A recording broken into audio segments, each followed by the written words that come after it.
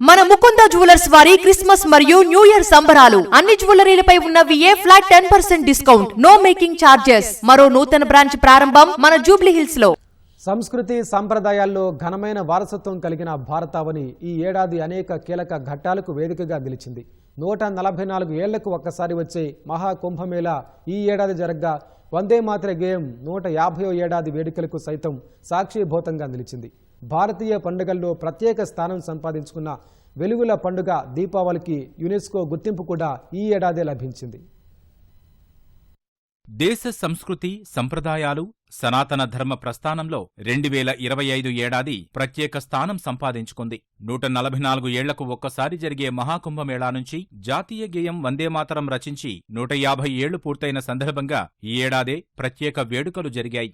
ఈ ఏడాది జనవరి ఫిబ్రవరి మాసాల్లో ఉత్తరప్రదేశ్ ప్రయాగ్రాజ్లో మహాకుంభమేళా ఘనంగా జరిగింది. కోట్లాది మంది భక్తులు గంగానదిలో పుణ్యస్నానాలు ఆచరించగా ఈ మహాక్రతువు చరిత్రలో నిలిచిపోయేలా కేంద్ర సాంస్కృతిక శాఖ ప్రత్యేక ప్రదర్శనలు నిర్వహించింది. ప్రయాగ్రాజ్లో 10.24 ఎకరాల్లో కాలగ్రామ్ను ఏర్పాటు చేసి దేశ సాంస్కృతిక వారసత్వాన్ని వైవిధ్యాన్ని ప్రపంచానికి చాటి చెప్పేలా కార్యక్రమాలు నిర్వహించింది. దేశవ్యాప్తంగా అన్ని రాష్ట్రాల కళాకారులతో ప్రత్యేక ప్రదర్శనలు ఇప్పించింది.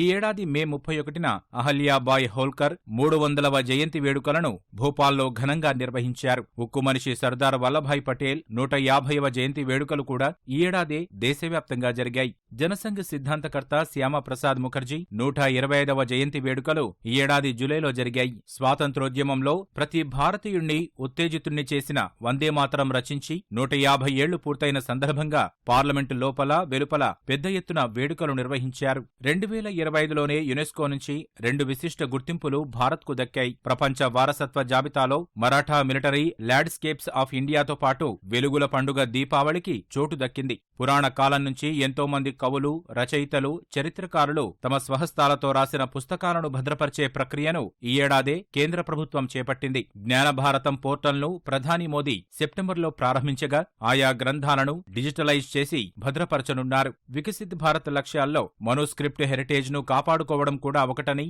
ప్రధాని మోదీ పేర్కొన్నారు.